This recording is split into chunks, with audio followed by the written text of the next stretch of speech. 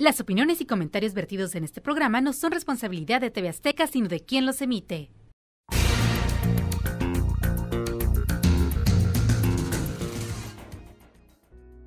La cleptomanía, robar por impulso, la definen como la incapacidad recurrente para poder resistir el impulso de robar, desde grandes personalidades del arte, pasando por políticos encumbrados, un empleado en cualquier actividad laboral o un ama de casa. Todos padecen este problema. Ser cleptómano es realmente un trastorno que requiere de un cuidadoso tratamiento si no se quiere terminar o en la cárcel o avergonzado ante la opinión pública. Pero, ¿cómo se trata este trastorno mental? ¿Cuáles son las claves para controlar esta obsesión por el robo? ¿Qué síntomas presentan los que la padecen? Hoy ponemos este tema poco común sobre la mesa para que un profesional de la psicología nos explique los alcances de este padecimiento y cómo ponerle freno. Buenas noches y bienvenidos a un nuevo programa donde pondremos sobre la mesa un tema de interés. El de hoy, más que de interés, es un tema que siempre pensé abordarlo, invitar a un especialista, como lo hice en este caso. Yo no soy especialista y lo traje, aquí lo tienen. Como siempre, el psicólogo Carlos Gutiérrez. Carlos, oye, qué gran favor me haces, oye. No, por favor. Hay cuánta gente, pero superdotada en el área. No, está bien, pero aparte somos amigos y siempre hemos hecho buenos programas contigo. Así que este no va a ser la excepción para gracias, hablar de este tema entre curioso y doloroso, porque nadie quiere terminar con la fama destruida, nadie quiere terminar en la cárcel, y no poder sustraerse para robar cosas, pues se me hace una cosa bastante delicada. Pero, ¿cómo definirías, Carlos, el trastorno de la cleptomanía? No sé si es trastorno. Mira, en el DSM-5 actual, el manual diagnóstico de enfermedades psiquiátricas, se ha movido de un trastorno hacia una conducta adictiva. La verdad es que a todo el grupo de los especialistas que atendemos personas, nos cuesta trabajo definirlo en específico. Claro. ¿No? Porque hay muchas causas y diferentes razones, ¿no? Entonces, la cleptomanía el cleptómano es la persona que roba cosas sin interés monetario o práctico. Es una compulsión, ahí viene el trastorno, por tomar las cosas. Entonces, esa es la característica. No es un ladrón, es un cleptómano, alguien que toma algo que no es suyo porque le urge tomarlo, ¿no? sin que sea para su propia utilidad precisamente, pero casi siempre para su gusto. Ah, muy bien. Si te maquillas y vas al súper y ves un rímel, ay, pues te vuelas el rímel. Por ejemplo, que a mí nos gustan mucho las plumas, sí. Seríamos cleptómanos de plumas. Ajá, ¿no? Claro. Ah, mira qué bueno, y te la guardas. Entonces, pero no porque la necesites, sino porque urgía, de alguna manera, tomarla, ¿no? Esa es la diferencia entonces entre robo y un ladrón o un cleptómano. Pues sí, porque el ladrón roba para un beneficio personal y puede ser un robo cuantioso, incluso hasta con violencia, y es antisocial, ¿no? Es un trastorno antisocial, en el que pues genera mucho daño, a veces el menor posible, pero casi siempre en perjuicio de una persona en bienes fuertes, ¿no? Materiales fuertes. Y el cleptómano es una tentación. Pues va a tu casa y le gustan las masitas chiquitas y tú tienes la más chiquita del mundo. ¡Ay, qué bonita! Y al salir ya se la llevó. Y a los 2 días llego, oye, José, discúlpame, soy cleptómano, me encontré esto en mi bolsa. A veces lo devuelven, a veces no. Ah, eso sucede, eso está curioso. A veces. No sabía que llegaba el caso de que sí regresaban cosas y ofrecían Cuando ya disculpa. están en tratamiento, sí. Ya empiezan a devolver. porque ya empiezan a hacer un manejo de la culpa y del padecimiento, que puede ser orgánico o puede ser social. Por eso es lo difícil de definirlo. Claro. ¿No? Por ejemplo, si de niño te robabas cositas porque te gustaban, los niños toman las cosas, no saben que no son suyas, les gustan y las toman. Y si no hay una conducta o una corrección a esa conducta, pues lo va a seguir haciendo y toda la vida lo va tomando. Seguramente con padres negligentes, lo va a seguir haciendo hasta que van aumentando de cositas a cosotas, pero casi nunca son cosas grandes, ¿no? Es un poco de dinero en la casa, o van a casa de un amigo y ya se robaron algo, claro. ¿no? Pero no es por una conducta, no es una actitud patológica, es una actitud de aprendizaje de la conducta. Ahora, tú decías padres negligentes. Yo recuerdo muy bien que hace 40, 50 años, tocar algo que no era tuyo era terrible. Los papás te cacheteaban, te dejaban la mano roja, o era otro estilo, evidentemente. Era otro estilo. Tú te asustabas y decías, no, pero esto no lo tengo que tocar porque no es mío. Había esa conducta. No sé ahora cómo serán los padres modernos. Todavía lo hacen, pero no tanto como antes, ¿no? Recuerdo una vez que me llevé un carrito del supermercado, llegamos a la casa, mi mamá lo vio y nos regresamos a que devolviera el carrito. Claro. Entonces, esa es una conducta que a mí me enseñó a que eso no se hace, pero estaba chiquito, tendría 6 años, máximo 8, que es lo que yo recuerdo. Claro. Ahora, el tema más grave es cuando un niño vive en la violencia, ¿no? Y puede ser la cleptomanía desarrollarse como un trastorno de ansiedad, va tomando cosas que le hagan sentir seguros, o una especie de trastorno obsesivo compulsivo, que no se lo roban para robárselo, sino que su mente está diciéndoles agárralo, agárralo, agárralo, hasta que lo agarran y calman su mente. Entonces, ya lo agarré, ya me calmé. Ay, me lo robé otra vez, y ahí van, y se esconden o se aíslan porque empiezan a tener miedo de empezar a robar, hasta que entran en tratamiento, pero es muy raro que se dé un cleptómano que llegue a tratamiento. ¿En qué consiste el tratamiento, Carlos? Depende del origen, Mira, déjame dividirlo entre sí. Claro. Perdónenme todos los psiquiatras y psicólogos. Como un trastorno de ansiedad, como el que te explicaba, sí. Que aparece una idea obsesiva que todo el tiempo aparece, y compulsiva, que no es irrefrenable, ¿no? Entonces, esto puede ser una condición que se puede tratar psiquiátricamente. Entonces, a través de ansiolíticos y antidepresivos, se puede ir tratando psiquiátricamente. Hay varios medicamentos, ¿no? Si es de conducta, pues con terapia cognitivo-conductual, ¿sí? Y si es social, pues igual, con algún tipo de tratamiento similar. En el proceso, pues tienes que detectar cuáles son los factores familiares o sociales de esa persona que le ayudan a tener esa conducta.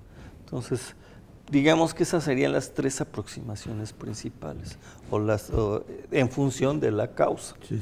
¿No? Pero, así que tú digas, uy, qué fácil es tratar a un cleptómano. No, porque generalmente siente mucha vergüenza.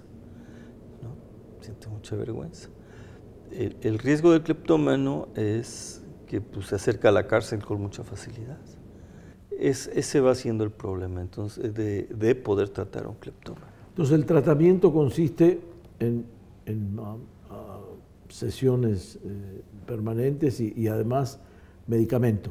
Depende. Si el origen es ansioso, ¿sí? Es a través del psiquiatra, ¿no?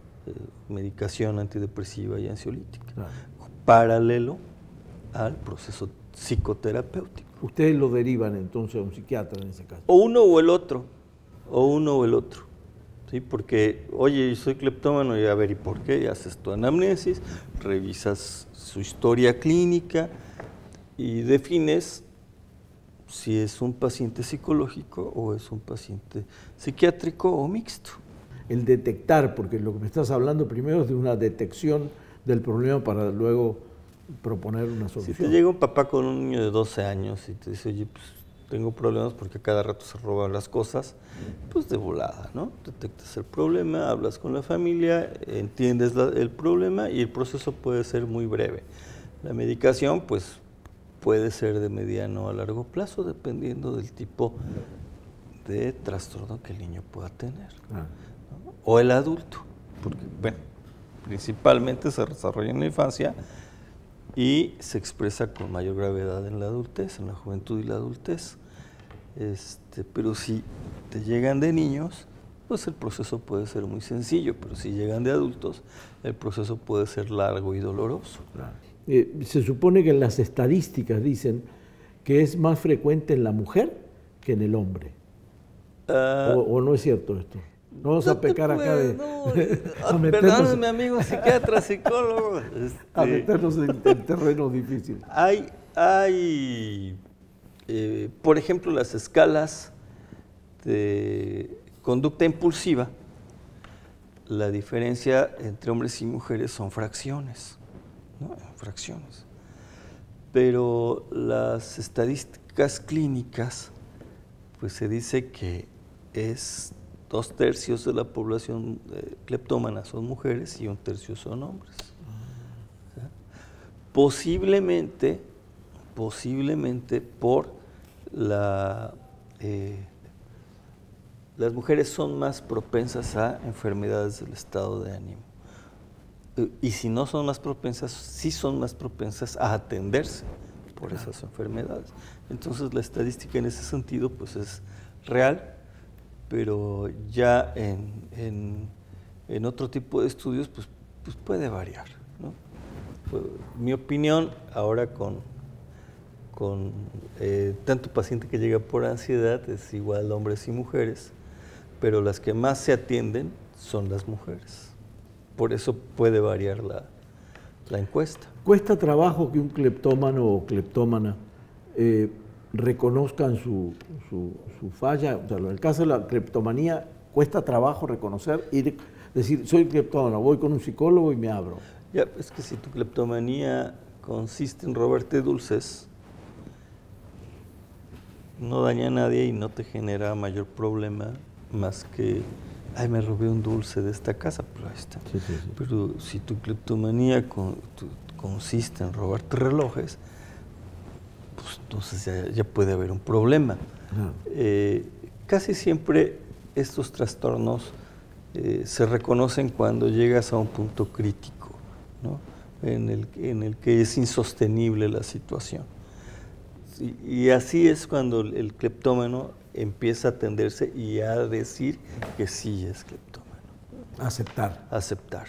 Y de ahí el paso de visitar a un profesional para confesarlo, ¿es él, es su pariente que lo descubre y lo lleva? ¿O? Mira, como en todas las adicciones, va a depender de la capacidad de la persona, ¿no? Hay adictos que dicen, ¿sabes qué? Si soy adicto y me voy a meter a un centro de rehabilitación porque estoy echando a perder mi vida. Claro. Y hay adictos que tienes que amarrar para meterlos. Claro.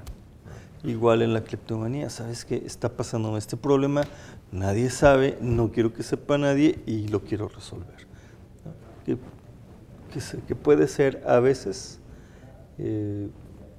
más así que al ser descubiertos, porque es muy difícil descubrirlos. Claro.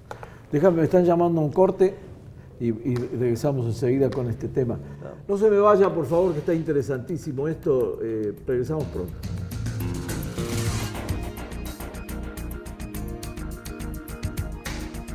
Regresamos. Continuamos.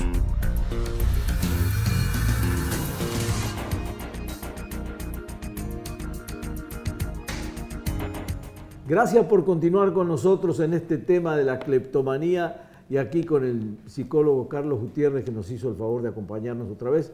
Y muchísimas gracias de nuevo. A ti, a ti. Y habíamos quedado antes del corte en la cuestión de la herencia, o sea, ¿qué tan hereditaria es la cleptomanía? Bien, digamos que hereditaria no es. Ok. Pero sí las condiciones genéticas para desarrollar depresión endógena. Wow. ¿Okay? Okay. Entonces, si tu papá, tu mamá es depresivo, endógicamente, es decir, interno de la función cerebral, es muy posible que tú heredes esas mismas condiciones. ¿Y cómo lo expresas? Pues posiblemente puede ser a través de la cleptomanía. Pero no existe el gen del cleptómano. Claro, no esa es la aclaración. Ajá, sí puede venir por otras razones, ¿no? Por otras razones, porque acuérdate, si uno de los orígenes es un trastorno de ansiedad y tus genes tienen condiciones para deprimirte con facilidad o para disfuncionar fisiológicamente tu cerebro, pues seguramente vas a adquirir algún tipo de estos trastornos. Tengo una pregunta más complicada. El niño me queda claro que puede robar, perdón, sin darse cuenta. Y el anciano, porque hay casos de cleptomanía, ¿es similar el comportamiento de un anciano que de un niño, por ejemplo, en la cuestión de robar? Sí. Pues dependiendo de la capacidad mental que pueda conservar el anciano. Acuérdate que empieza el tema de la demencia senil y las regresiones infantiles y empiezan a robarse otra vez juguetitos o cositas que están ubicadas en su infancia, ¿no? O comida o galletitas como acumulaciones. Como ¿no? acumulación. Pero eso tiene que ver con otro tipo de observaciones, ¿no? Que puede ser igual cleptómanas. Claro. Pero, por ejemplo, un viejito que se roba galletas porque en la noche le da hambre, pues tiene otra función. Pero en cada caso hay que observar, ¿no? Claro. No se puede determinar todo, y menos en el área de la salud mental, ¿no? ¿El cleptómano roba en su casa también? Por También. ejemplo, a su esposa, a su... Sí. Eso es, A su esposa, no a sale a visitar a un amigo y ahí es donde roba, Sí. o a una tienda. ¿También en su casa También no en su- tiene esa diferenciación? A veces sí, a veces no, depende cómo haga clic su cerebro, ¿no? Híjole, es que cada vez que entro a una sala roja y veo un florero café, me dan ganas de robarme los cubiertos. Ay, caray, está curioso la conexión, ¿por qué, no? Sí. Entonces, pero así que tú digas, esos son los casos siempre, no. El cleptómano va a robar lo que ve que es su objeto de preferencia donde esté, ¿no? Si es posible. Sí, es posible. Pues, si no es posible, casi siempre se reprime, ¿no? Que no es lo mismo que controla, Claro, porque si los cachan, claro. ¿no? O en las fiestas familiares, ¡ay! Se perdieron unos aretes de diamantes. Híjole, qué pena, ¿quién fue? Me causó ahí, ahora sí me hiciste clic, la diferencia entre reprimirse Ajá. y controlarse. Controlarse. Sí, Reprimirse implica negar y contener a un máximo, como una olla de presión, cualquier emoción o Ok. acto. Ahora Y sí. controlarlo es ejercerlo con un cierto tipo de estrategia en tiempo y forma, Claro. ¿no? Ahorita, por ejemplo, si necesito toser, no lo voy a hacer. Lo voy a reprimir, es un impulso ahí, pero si lo controlo, respiro y me voy a un lugar adecuado para hacerlo. Claro. Las emociones son igual, como el enojo.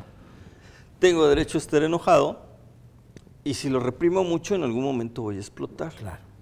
Pero tengo derecho a estar enojado y si lo expreso después de que lo razone, no hay posibilidad de que explote. Simplemente te hablo porque el enojo me hizo una alarma para entender que algo me está pasando, ¿no? A eso es controlar. No, fantástica la explicación. Bien fácil, ¿verdad? No, para ti, claro, para ti es todo muy fácil. Hablábamos fuera de cámara hace un rato, te di el ejemplo, diste el ejemplo de un carrito cuando eras chiquito que tu mamá, y a mí me pasó algo parecido, por eso hablamos de ese tema en específico, que tiene que ver con la corrección de un acto indebido, ¿no? Sí. Que tú decías hace un rato que dependía también del comportamiento de los padres, si le hacían caso o se lo tomaban como un chiste. ¿Cuándo se lo toman en serio eso el padre? ¿Cuándo debe tomárselo en serio? Siempre. Okay. Los padres siempre deben tomarse en serio ese tipo de actitudes, porque pueden desarrollarse y crecer, ¿sí? Y mira, cuando el niño adquiere el lenguaje, también adquiere la capacidad de deformar la realidad con el lenguaje, es decir, aprenden a mentir. Entonces, y eso es parte de la inteligencia, ¿eh? No te creas que es una patología grave. O sea, cuando corregimos a un niño que hace eso, le ayudamos a entender mucho más allá del valor de los objetos y le hacemos entender del valor de las personas, además del valor que tiene el decir la verdad. Claro. Y eso lo hace más habilidoso para enfrentar la vida. El valor de la verdad. Claro, porque tengo que ser honesto con lo que hago, ¿sí? No es lo mismo ser, por ejemplo, hablan de que si se vale mentir siempre, eso en las cuestiones sociales, ¿no? Sí, sí. Que es muy distinto a ser honesto en cuanto a mis actos, ¿no? Por ejemplo, el hecho de mentir. Oye, ¿cómo se me ve esto? Te pregunté a alguien, híjole, ¿y a ti te parece que se te ve feo? Y le dices, se te ve horrible, pues a lo mejor lastimas a la persona. Claro.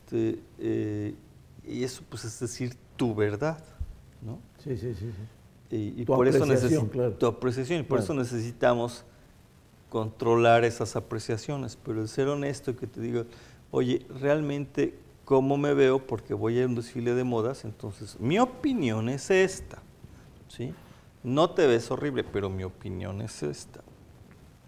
Si te miento y te digo, no, te ves súper bien, y sales toda desfachada al desfile de modas, pues no es lo más correcto. ¿Me amas? Y para hacerte el amor te digo que sí, pues te estoy mintiendo, te estoy causando un daño. ¿Me amas? No, no te amo, pero me gustas mucho. Entonces eso es más honesto.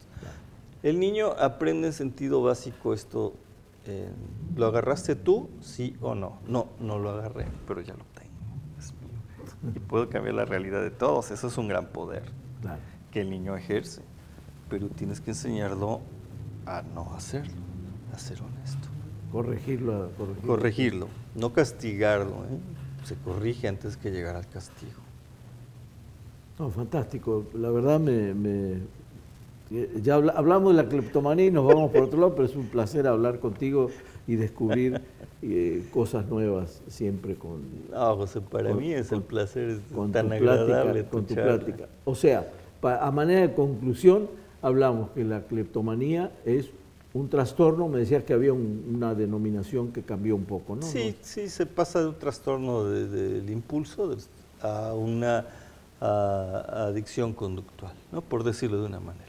O sea, adicción de la conducta, ¿sí? Y es muy difícil definirlo, pues por sus orígenes, ¿no? Claro. Se define en cuanto al acto del robo de un objeto que no tiene mayor valor y a veces ni siquiera es útil para quien lo roba. Y es constante y se repite. Claro. Y el tratamiento, bueno, consiste en lo que explicaste también. Cada caso es distinto y requiere de atención y de primero desmenuzar de dónde viene el problema, ¿no? Para después derivarlo o atenderlo en un tratamiento. Y la otra conclusión es que en el momento de reconocerlo, pues acudir a un profesional en este caso, ¿no? De inmediato, y el problema se puede resolver. Dicen que no es curable, pero como te digo, pues es controlable. No tienes que reprimirlo, lo tienes que controlar y desviar tu atención impulsiva hacia otras cosas. ¿no? Depende de la... Perfecto. Carlos, sabes que yo tengo la costumbre de regalar libros acá. Este es muy especial. Así que para que te entretengas un poco. No me lo robé, lo traje directamente, pero espero que te guste. Y bueno, pues siempre es un placer platicar contigo de temas. Hay varios temas que quedan en el tintero. Siempre la psicología es tan amplia que recibimos siempre información de gente que dice, hablen de tal cosa. Y este tema no es la excepción. También me lo pidieron. Y yo me llamó la atención porque dije, ¿a quién le interesa saber de la pues sí, por lo visto la cleptomanía? Porque casi el 1% de la población es cleptómana. Esa es una cifra como para el cierre de lujo. Trin. Gracias, Carlos. Gracias a ti, querido José. Buenas noches. A usted, muchísimas gracias por acompañarnos. Los espero el próximo domingo con otro tema de interés. Buenas noches.